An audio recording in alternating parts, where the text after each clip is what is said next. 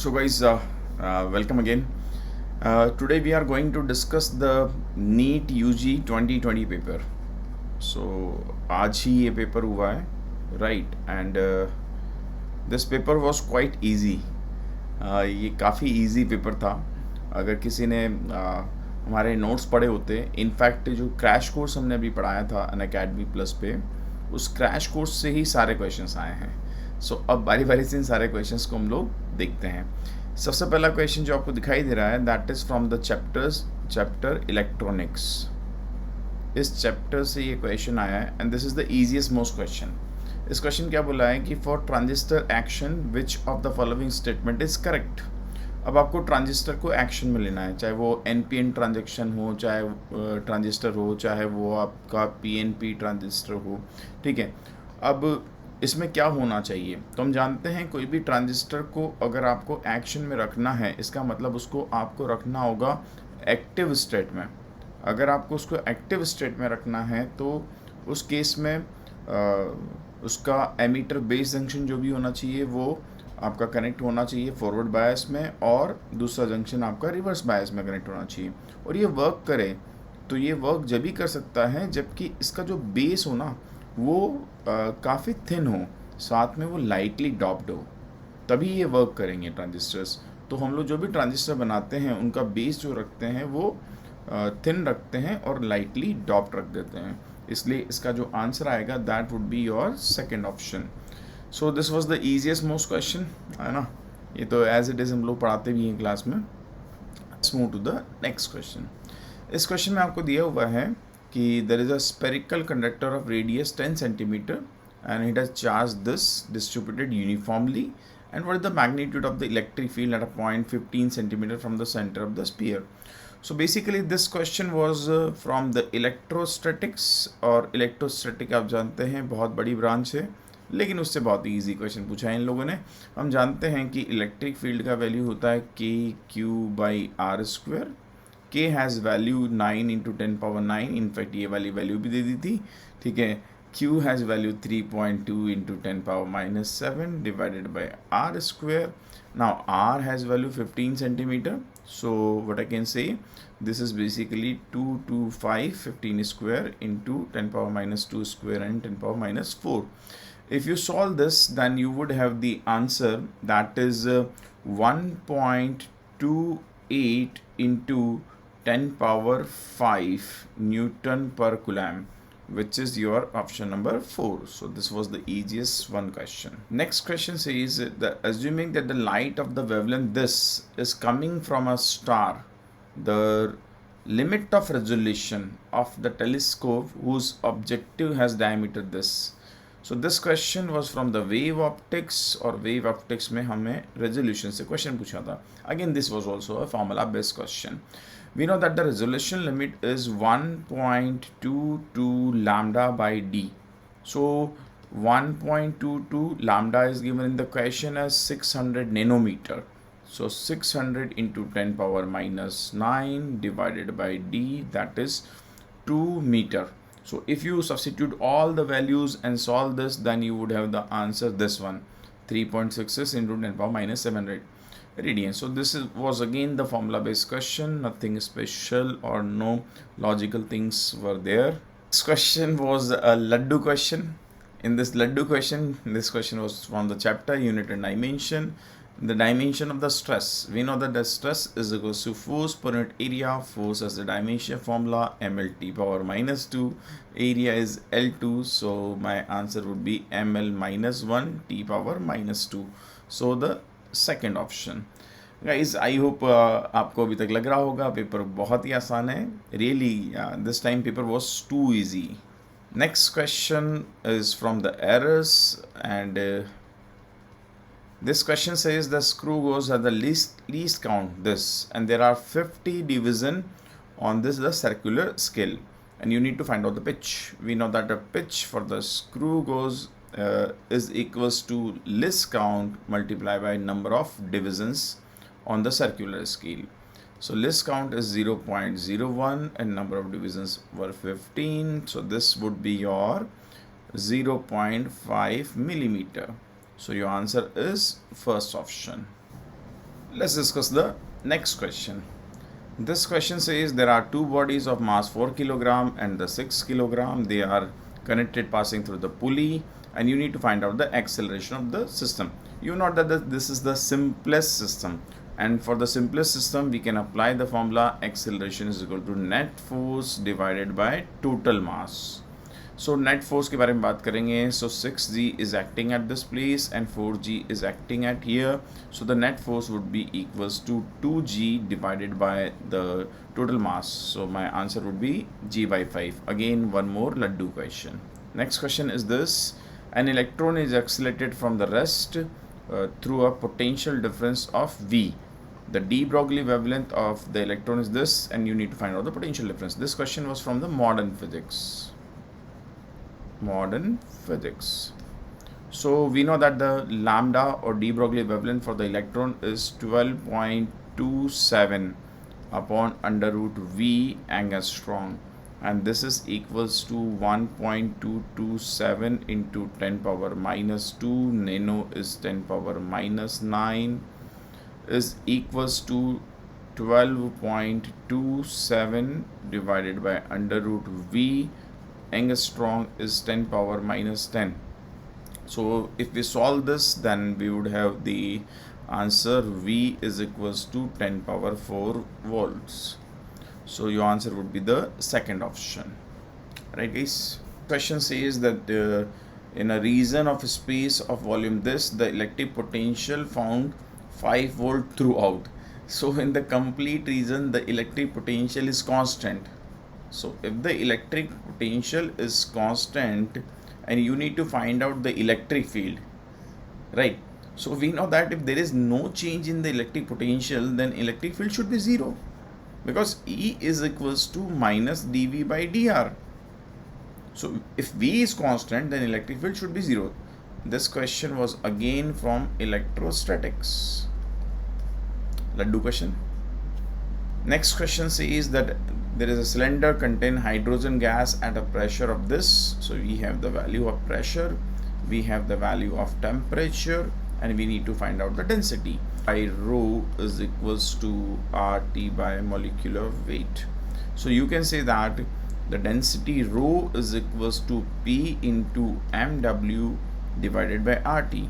So if you substitute the values, then 249 into 10 power 3, and for hydrogen 2 gram, so that would be 2 into 10 power minus 3 kilogram divided by R. R has value 8.3 into T, 27 degree centigrade, so that would be 300 Kelvin.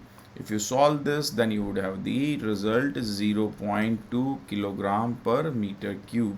So your answer would be the fourth. This question was from the KTG. Next question was again from the KTG, and this was the laddu question. Directly हम इसका formula बताते हैं कि mean free path जो भी होता है बेटा, that is equals to the 1 upon under root n pi d square. So this was the direct formula. So they have asked the direct formula, nothing special.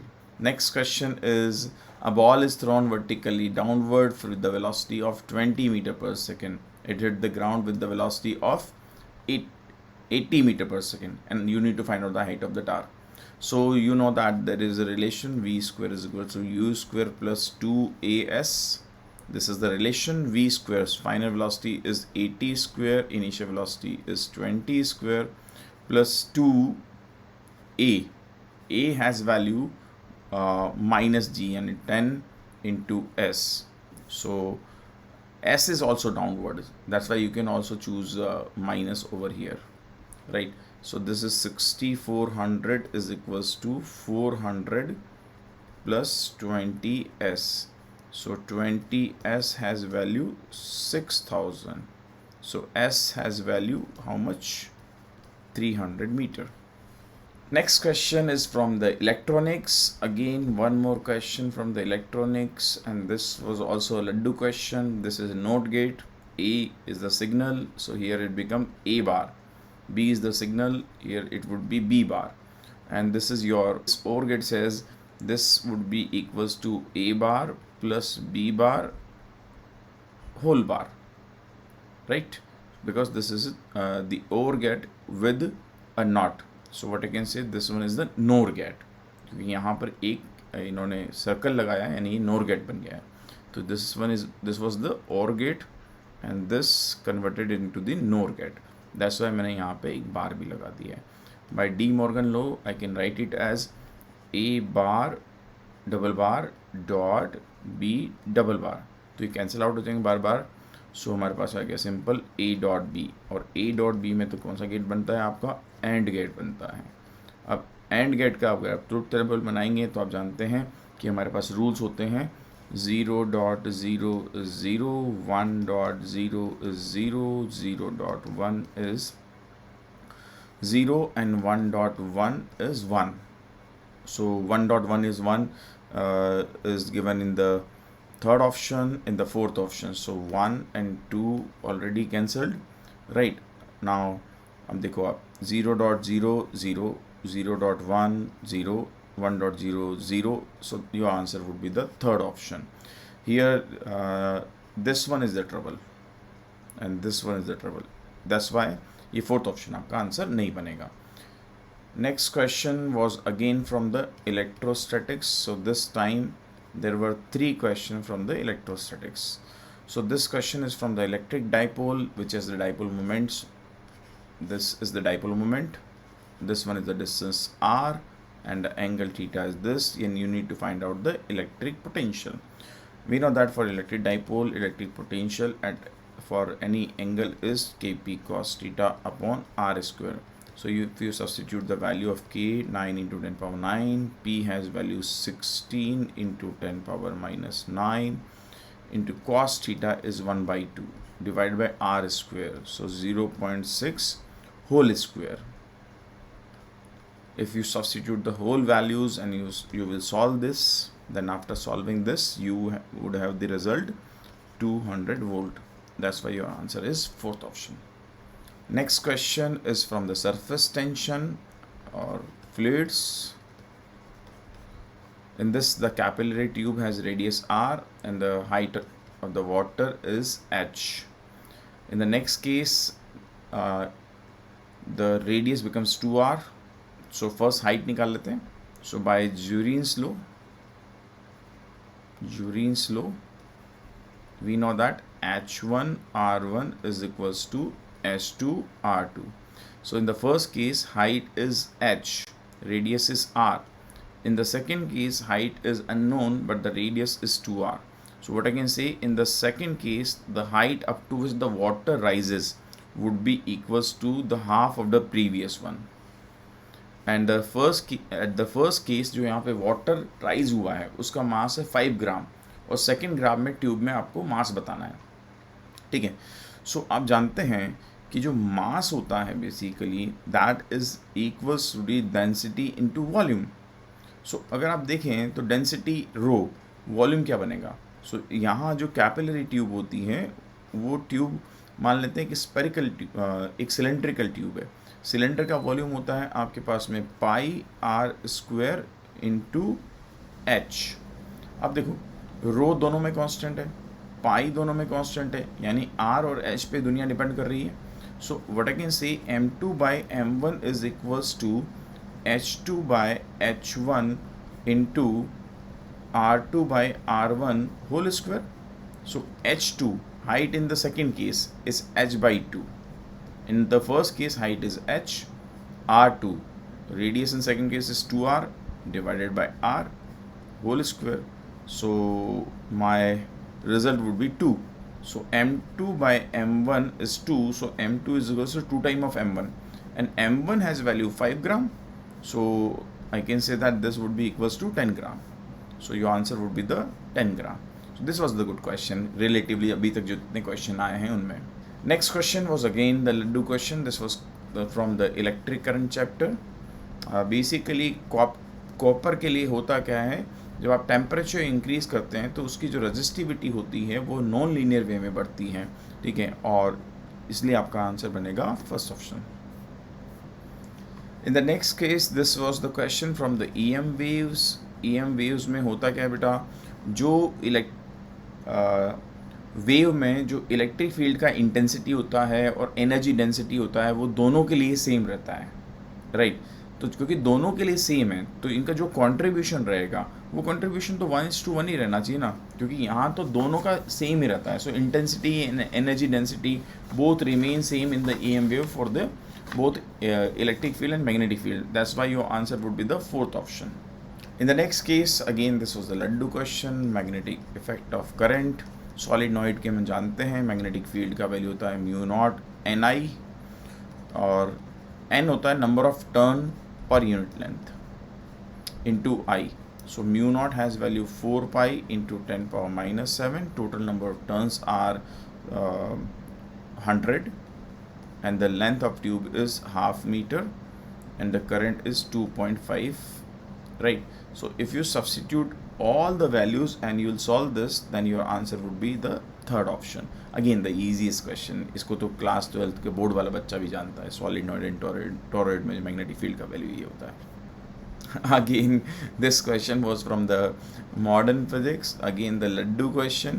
जो Bohr model होता है वो single charge atoms के लिए या फिर hydrogen like atom के लिए वैलिड होता है। तो ड्यूट्रॉन के लिए वैलिड होगा, ठीक है, हाइड्रोजन एटम के लिए वैलिड होगा, सिंगली आयनाइज्ड हीलियम के लिए वैलिड होगा, लेकिन इसके लिए वैलिड नहीं होगा, ठीक है, क्योंकि this is valid only for the hydrogen और सिंगली चार्ज्ड हाइड्रोजन isotopes बोल सकते हैं आप, right. So this would not be valid for the न्यून, so your answer would be the second option.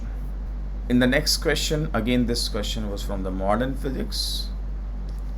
Physics और इसको तो क्लास 7 का बच्चा भी कर सकता है, क्योंकि सबको पता होता है कि E is equals to mc² होता है। So if you substitute the value of mass half gram, यानी half into 10 power minus 3 into 9 into 10 power 16, because speed of light is 3 into 10 power 8।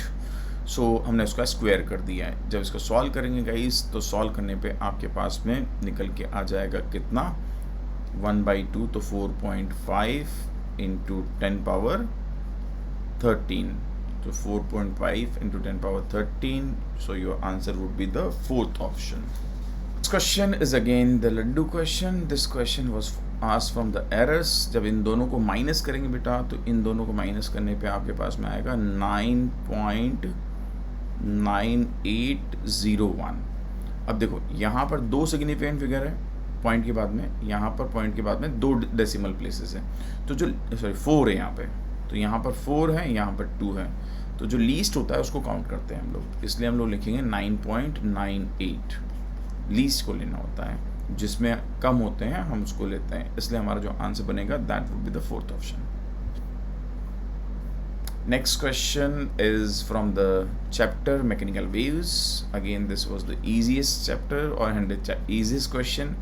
There are 2 guitars string A and B made of the same material, slightly out of tune, and they produces beats of frequency 6 Hz.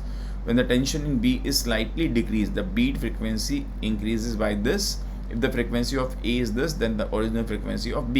तो simple सी बात है भैया, A की frequency 530 है, beats बन रहे हैं हमारे पास 6, तो क्या पॉसिबिलिटी हो सकती है B की होने की, तो 2 पॉसिबिलिटी बनेगी, या तो 524 बनेगा या फिर 536 बनेगा। अब हमने क्या किया, B की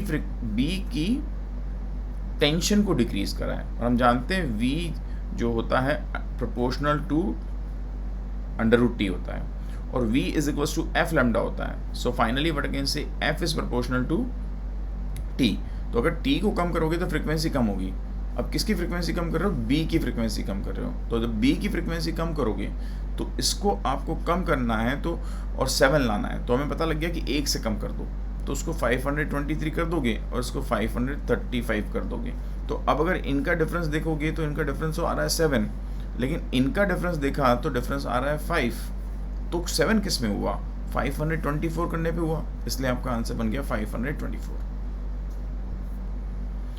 next question, this question was from the AC। इस क्वेश्चन में दिया हुआ है कि यहाँ पर हम जानते हैं LCR सर्किट में ये करंट होती है, ये VR होता है, यहाँ होता है आपका VC और ये होता है VL। अब अगर आप L को हटा रहे हो तो जो यहाँ रिजल्टेंट बन रहा है ये यहाँ से π/3 पे बन रहा है, और अगर आप R को C को हटा रहे हो तो जो रिजल्टेंट बन रहा है वो यहाँ से π/3 बन रहा है। तो अगर दो वेक्टर यहाँ इक्वल मैग्नीट्यूड के हों, ठीक है, तो उनका जो रिजल्टेंट होगा वो ऑब्वियस बात है इनके बीच में होगा। इसका मतलब क्या होगा कि इस सर्किट में अगर सबको लगा देते हो आप, तो सबको लगाने पर आपके पास में जो नेट बन रहा है वो इस तरफ बन रहा है करंट की डायरेक्शन में, तो फिर फेज का वैल्यू आ गया 0। अगर फेज का वैल्यू 0 आ गया, इसका मतलब पावर फैक्टर का वैल्यू क्या हो जाएगा, cos phi is equals to cos 0 that is equals to 1, यानी आपका आंसर आ जाएगा फर्स्ट ऑप्शन।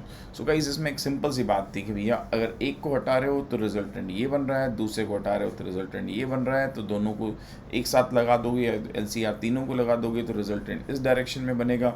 जब रिजल्टेंट इस डायरेक्शन बनेगा तो फिर करंट और वोल्टेज के बीच में एंगल जो आएगा दैट इज़ व्हाट 0 डिग्री, ठीक है। तो यहाँ पर आपका पावर फैक्टर एंगल 0 हो गया, ठीक है। तो फिर पावर फैक्टर जो हो जाएगा वो आपका cos phi 0 यानी कि 1 के इक्वल आ जाएगा। In the next question, the quantity of the heat required to raise the temperature of the solid copper sphere from R1 this. So this was the question from the heat and we know that delta Q is equals to ms delta theta, ये value होता है। अब आपने दोनों लिए तो copper के ही हैं, तो थोड़ा सा इसको पहले सॉल्व करके लेते हैं। ये था डेंसिटी इंटू मास होगा, डेंसिटी इंटू वॉल्यूम, वॉल्यूम हो जाएगा स्पीड देना 4πr³ into s delta theta. अब देखो ध्यान से, दोनों बने तो कॉपर के हैं तो रो दोनों में सेम हुआ, 4/3 तो बचपन से सेम है, पाई सेम है, एस दोनों का सेम होगा, और दोनों में टेम्परेचर को भी तो सेम ही चेंज कर रहे हो। इसका मतलब जो हीट में जो आपको देना पड़ेगा वो सिंपल सी बात है delta Q1 by delta Q2 R1 by R2 का होल क्यूब आ जाएगा, right.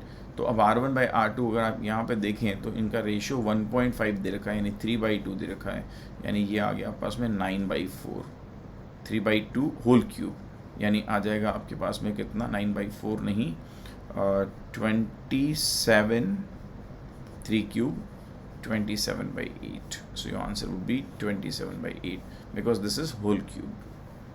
In the next question, this question was from the optics, ठीक है, और वेव ऑप्टिक्स से बेसिकली ये क्वेश्चन है मोर प्रिसाइजली।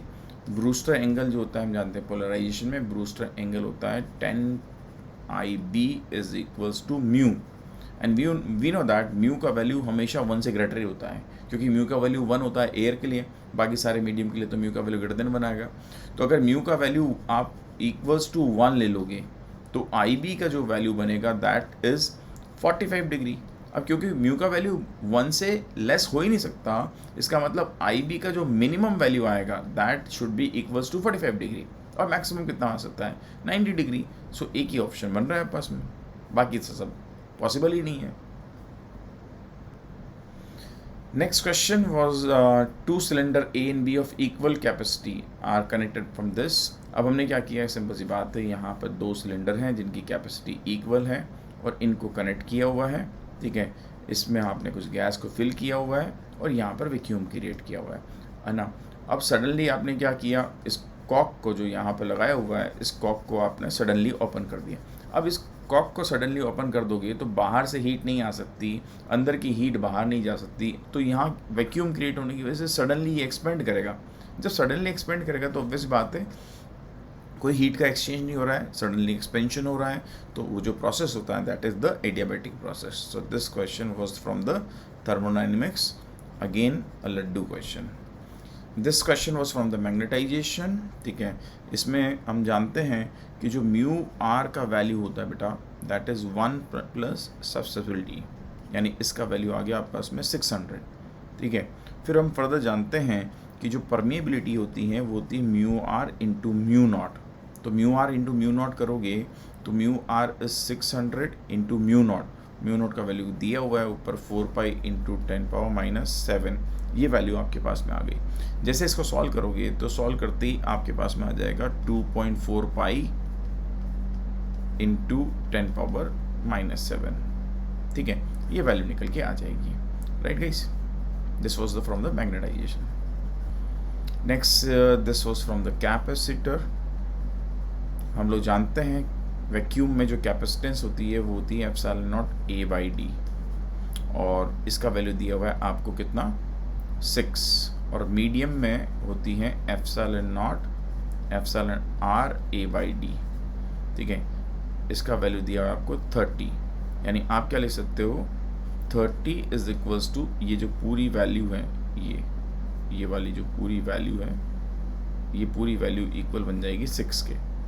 तो 6 इंटू एप्सिलॉन आर, तो एप्सिलॉन आर का वैल्यू आ गया आपके पास में 5, और हम जानते हैं एप्सिलॉन आर होता है epsilon medium upon epsilon not. तो एप्सिलॉन मीडियम का वैल्यू आपके पास में आ जाएगा 5 टाइम ऑफ एप्सिलॉन नॉट। और कितने अच्छे लोग हैं, इन्होंने एप्सिलॉन नॉट का वैल्यू भी दिया हुआ है 8.85 इंटू 10 पावर -12, ठीक है। जब सारा वैल्यू पुट करेंगे आप और इसको सॉल्व करेंगे, तो सॉल्व करने पे जो आपका आंसर आएगा that would B 0.44 into 10 power -10। कितने प्यारे लोग हैं, म्यू नॉट का वैल्यू भी दे देते हैं, इससे लड्डू पेपर कभी नहीं हो सकता। In the next question, they have this question is from the electric current. They have asked about the mobility. हम जानते हैं जो mobility होती है that is drift velocity divided by electric current. तो drift velocity दे रखी है 7.5 into 10 power -4 divided by electric current, यानी 3 into 10 power -10। जैसे इसको सारी वैल्यूज को आप पुट करेंगे और सॉल्व करेंगे तो आप पास आ जाएगा 2.5 इंटू 10 पावर 6, यानी आपके पास में निकल के आ जाएगा 4th ऑप्शन गाइस, ठीक। ये वाला क्वेश्चन किसी ने एक्सपेक्ट नहीं किया होगा, ये जरूर मैक्सिमम स्टूडेंट्स का रॉन्ग गया होगा, क्योंकि बहुत पुरानी बात हो गई है। मतलब नॉर्मली इसके ऊपर स्टूडेंट इतना स्ट्रेस नहीं देते और हम टीचर भी इतना स्ट्रेस नहीं देते हैं। This question was again from the electric current. Yellow मतलब एक्चुअली इसमें जब रेजिस्टेंस लिखते हैं बेटा तो डिजिट फिर एक्सपोनेंट यानी 10 पावर, और फिर लास्ट में लिखते हैं टॉलरेंस। तो येलो का मतलब 4 होता है, ठीक है, वॉलेट का मतलब 7, एक्सपोनेंट यानी ब्राउन का मतलब 10 पावर 1, और इसका मतलब होता है ±5%, ठीक है। तो जब इसको लिखोगे आप तो ये बन जाएगा 470, और टॉलरेंस आ जाएगा ±5%, यानी 5%, ये आपका आंसर हो जाएगा। ये क्वेश्चन वही बच्चे सही कर पाए होंगे जिन्होंने इसको लास्ट मोमेंट पे याद करके गए होंगे, क्योंकि बहुत सारे कलर्स यहाँ पे होते हैं, राइट। बट ठीक है, इंफॉर्मेशन बेस्ड क्वेश्चन है, किसी किसी को आ गया होगा, किसी को नहीं आया होगा, इसमें दिमाग वाली कोई बात नहीं थी। Next question is again from the electronics. जब भी लड्डू पेपर बनाना हो तो यहीं पे चले जाओ, ये आसान रहता है, ठीक है। The solid states which have the negative temperature coefficient. अब नेगेटिव टेम्परेचर कोएफिशिएंट यानी टेम्परेचर बढ़ाओगे तो कंडक्टिविटी बढ़ेगी, या तो सेमीकंडक्टर में होता है ऐसा, या फिर इंसुलेटर्स में होता है, ठीक है। सो your answer would be the second option. This question was from the gravitation.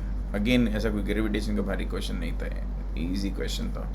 हम जानते हैं कि हाइट पर जो एक्सेलरेशन ड्यू टू ग्रेविटी होता है that is equals to gm upon r plus h का होल स्क्वायर ही होता है, या फिर इसको लिख सकते हो आप gm अपॉन r, कितना ऊपर लेके चले गए आप, अर्थ की रेडियस का आधा, तो इसका स्क्वायर। अगर यहाँ से आप r स्क्वायर को बाहर ले लोगे, r को बाहर ले लोगे तो gm अपॉन r स्क्वायर, और अंदर में बचेगा 3/2 का whole square.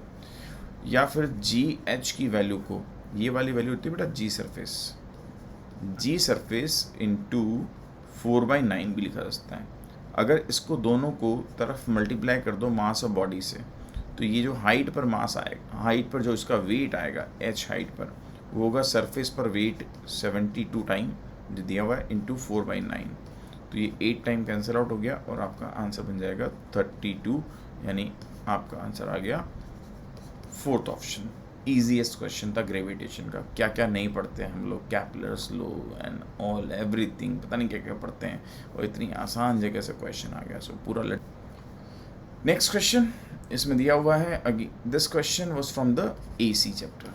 You need to find out the RMS current. हम जानते हैं IRMS का जो वैल्यू होता है that is basically VRMS divided by Z, ठीक है। तो अब यहाँ पर आपको VRMS दिया हुआ है और Z केवल कैपेसिटर लगा हुआ है, तो ये हो जाएगा बेसिकली VRMS बाय XC, और हम जानते हैं XC का वैल्यू होता है 1/ωc, तो ओमेगा C इंटू VRMS। हम ये भी जानते हैं ओमेगा हैज़ वैल्यू 2πf, तो C इंटू VRMS। अब यहाँ पर 2πf, f का वैल्यू दे रखा है आपको 50 हर्ट्स, कैपेसिटेंस दे रखी है आपको 40 इंटू 10⁻⁻6, VRMS दिया हुआ है, ये VRMS होगा 200। जब सबका वैल्यू पुट करेंगे बेटा और आप इसको सॉल्व करोगे तो सॉल्व करने पे इसका आंसर आएगा आपका 2.51 एम्पियर, जो बेसिकली 2.5 होगा। सो हमारा आंसर बन जाएगा first option, again the formula based question. This question was from SHM। इसमें आपको डिस्प्लेसमेंट और एक्सेलरेशन के बीच में फेज बताना है। आप जानते हो y इज होता है a sin omega t, equation of SHM। Velocity of particle हो जाएगा आप पास में a omega cos omega t, और एक्सेलरेशन हो जाएगा आप पास में acceleration minus omega square a is the amplitude sine omega t। अगर आप ध्यान से देखो तो ये और ये दोनों एक दूसरे के उल्टे हो गए, यानी आप डिस्प्लेसमेंट का अगर ग्राफ बनाएंगे तो ऐसा बनेगा, और अगर आप एक्सेलरेशन ग्राफ बनाएंगे तो ऐसा बनेगा, दोनों ही उल्टे हो गए एक दूसरे के। अगर उल्टे हो गए यानी पूरा ही घूम गया, इसका मतलब पाई का फेज हुआ। ठीक, next question is from again KTG। हम जानते हैं मोनोटॉमिक गैस के लिए जो डिग्री ऑफ फ्रीडम होती है दैट इज़ 3, और 1 डिग्री ऑफ फ्रीडम से जो एनर्जी एसोसिएट होती है दैट इज़ 1/2 ऑफ KT। सो हमारे पास में एनर्जी आ जाएगी 3/2 of KT। This question was from modern physics. ठीक है, यहाँ दिया हुआ है light of frequency 1.5 time of the threshold frequency, तो हम थ्रेशोल्ड फ्रिक्वेंसी को न्यू नॉट मान लेते हैं। तो जो फर्स्ट केस में लाइट फॉल हो रही है उस लाइट की फ्रिक्वेंसी दे रखी है आपको 1.5 टाइम ऑफ न्यू नॉट, तो फिर फोटो इलेक्ट्रिफाइड होगा, मज़े से होगा। अब हमने क्या किया, फ्रिक्वेंसी को आधा कर दिया, यानी जो न्यू फ्रिक्वेंसी हमने कर दी वो ओल्ड फ्रिक्वेंसी यानी न्यू की आधी कर दी, यानी 1.25/2 ऑफ न्यू नॉट कर दिया, तो ये आ जाएगा 0.75 टाइम ऑफ न्यू नॉट। अगर आप 0.75 टाइम ऑफ न्यू नॉट देखें तो ऑब्वियस बात है ये न्यू नॉट से छोटा होगा ना, यानी जो नई फ्रिक्वेंसी आपके पास में आई ये थ्रेशोल्ड फ्रिक्वेंसी से छोटी हो गई, तो यहाँ पर कोई फोटो इलेक्ट्रिफाइड नहीं होगा।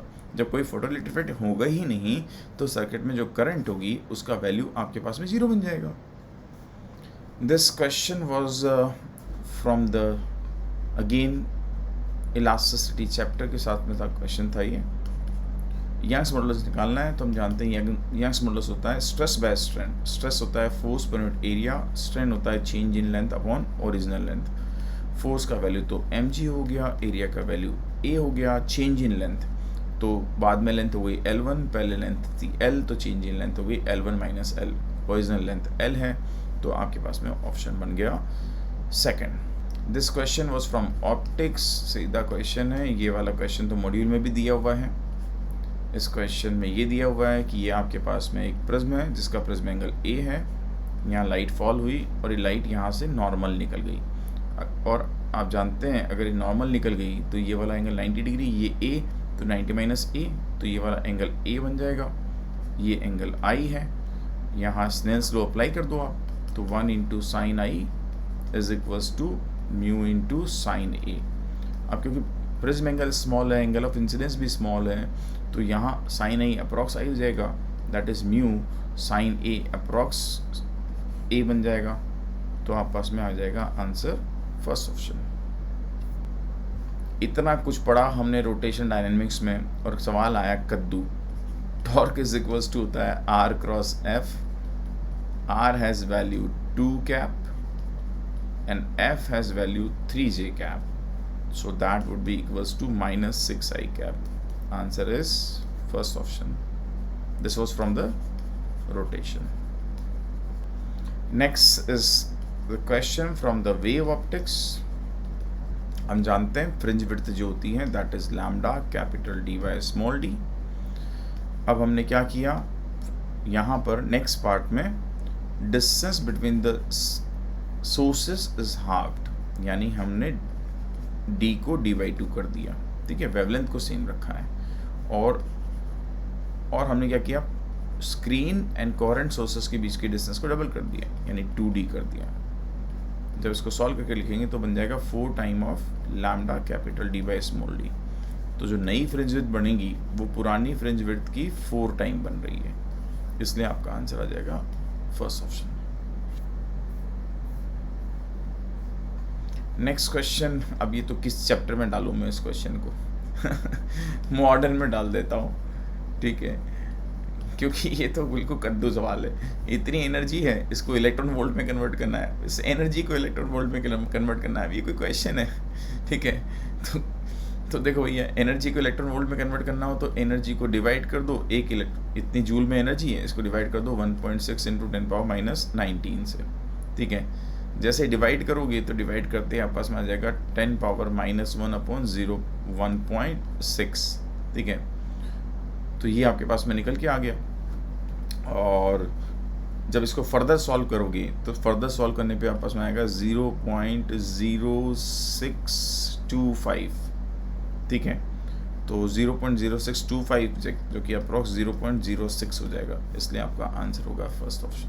Next question is again from the modern physics.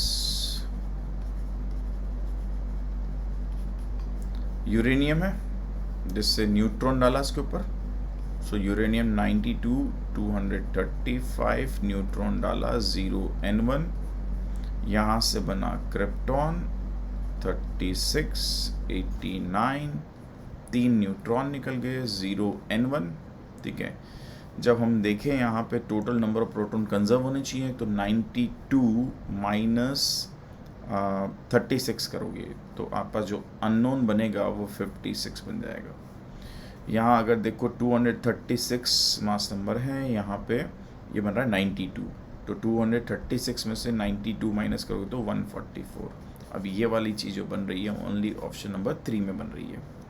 Next question is from centre of mass. हम जानते हैं कि XCM का जो वैल्यू होता है that is m1x1 + m2x2/m1 + m2, ठीक है। तो यहाँ पर 5 किलोग्राम से निकालना है, ठीक है। तो m1x1 0, m2x2 इज़ 1 / 15, तो आप पास में आ जाएगा 2/3, मीटर में आएगा, सेंटीमीटर में कन्वर्ट करेंगे तो 100 से मल्टीप्लाई कर देंगे तो आंसर आ जाएगा आप पास में 67 सेंटीमीटर। नेक्स्ट क्वेश्चन, इसको आप किस चैप्टर में डालोगे? ये तो जनरल क्वेश्चन है, कितनी एनर्जी आके गिर रही है, ठीक है, और अब बताना है energy received during this surface. Modern में डाल सकते हैं, वैसे तो मैं किसी भी चैप्टर में नहीं डालूंगा, बट फिर भी मॉडर्न में डाल दो आप, क्योंकि इसको तो कोई भी कर सकता है, हम यूनिट से भी कर सकते हैं कि भाई इतनी एनर्जी आके पर सेंटीमीटर स्क्वायर फॉल हो रही है, ठीक है। तो अगर यहाँ पर आप 20 सेंटीमीटर स्क्वायर में कितनी एनर्जी आई तो दोनों को मल्टीप्लाई कर दो, तो 20 वाट पर सेंटीमीटर स्क्वायर और 20 सेंटीमीटर स्क्वायर यहाँ पर एरिया दिया हुआ है, तो ये दोनों कैंसिल आउट हो गए, तो जो एनर्जी यहाँ पे पर यूनिट टाइम आ रही है दैट इज़ 400 वाट, ठीक है। अब हम जानते हैं एनर्जी पर यूनिट टाइम, ठीक है, तो ये 400 watt that is what 400 joule per second, इतनी एनर्जी पर सेकेंड में आ रही है, तो 1 मिनट में कितनी आएगी, तो 400 मल्टीप्लाई बाय 1 मिनट 60, तो आप पास में आ गया 24 × 10⁻³ जूल। तो इसको तो आप किसी भी चैप्टर में मत डालो, बेटर है बिना चैप्टर के कर सकते हैं भैया। ये पर सेंटीमीटर स्क्वायर यानी पर यूनिट एरिया में इतनी एनर्जी आ रही है, ये एरिया दे रखा है तो पावर बन गया आपके पास में, पावर आ गया तो पावर को टाइम से मल्टीप्लाई करते हैं एनर्जी आ जाएगी। Next question, again this question is from the electronics, ठीक है। अब हमें इंक्रीज करना है डिप्लीशन रीजन का विड्थ PN जंक्शन डायोड में, तो सीधी सी बात है डिप्लीशन लेयर का विड्थ जब कब बढ़ेगा, जबकि रिवर्स बायस कर देंगे, क्योंकि रिवर्स बायस करने पे उनमें रेजिस्टेंस डेवलप होगा, डिप्लीशन लेयर का विड्थ बढ़ जाएगा। सो सिंपल सी बात है, that would be the fourth option. This question is from meter bridge, electric current से बोल सकते हो आप। मीटर ब्रिज में आपको दिया हुआ है कि एक रेजिस्टेंस आपने R लगाया है लेफ्ट साइड में, राइट साइड में आपने 10 ओम लगाया, ठीक है। और ये जो बैलेंस हो रहे हैं, ये बैलेंस हो रहे हैं किसी लेंथ पर, गैलोमीटर लगा दिया आपने, L1 और L2। तो L1 बाई L2 का जो रेशियो दिया हुआ है वो 3/2 दिया हुआ है, तो that is equals to R/10। यहाँ से जब R का वैल्यू निकाला तो आपस में 15 ओम आ गया, ठीक है। और अब रेजिस्टेंस वायर की लेंथ दे रखी है 1.5 मीटर और 1 ओम में निकालना है। तो सिंपल सी बात है कि हम लोग यहाँ क्या करने वाले हैं, 1 ओम में हमें निकालना है, ठीक है। तो 1.5 मीटर को we are going to divide with the 15। तो 1.5 मीटर को जब 15 से डिवाइड करेंगे तो हमारे पास में कितना बन रहा है, 1/10। 1/10 यानी कि 10⁻⁻1 मीटर, क्योंकि आपसे 1 ओम में पूछा था ना। तो ये जो दिया हुआ है यहाँ पे, इस लैंग्वेज का मतलब समझो, if the length of the resistance wire is 1.5 meter, so this has length 1.5 meter and it has resistance 15 ohm. तो 1 ओम में कितना रेजिस्टेंस लेंथ काम में आया, ठीक है। तो हमने 15 ओम जो आपको वायर का लेंथ है 1.5 मीटर, उसको डिवाइड कर दिया 15 ओम से, तो पर यूनिट लेंथ में आ जाएगा, यानी पर यूनिट रेजिस्टेंस में आ जाएगा आपके पास में। तो उसका वैल्यू होगा 10⁻⁻1 मीटर, यानी 1 ओम में इतना होगा। So guys, this was the paper of the NEET UG 2020। Load Telegram, जो लोग नए हैं वो टेलीग्राम को डाउनलोड करो, ठीक है। फिर आप सर्च बॉक्स में जाओ और वहाँ पे टाइप कर दो SSR_physics, तो आपको मेरा फेस लगा हुआ एक चैनल खुलाएगा, उसको आप ज्वाइन कर लो। उससे सारी स्पेशल क्लासेस की सबकी डिटेल आपको मिलती चली जाएगी। Okay guys,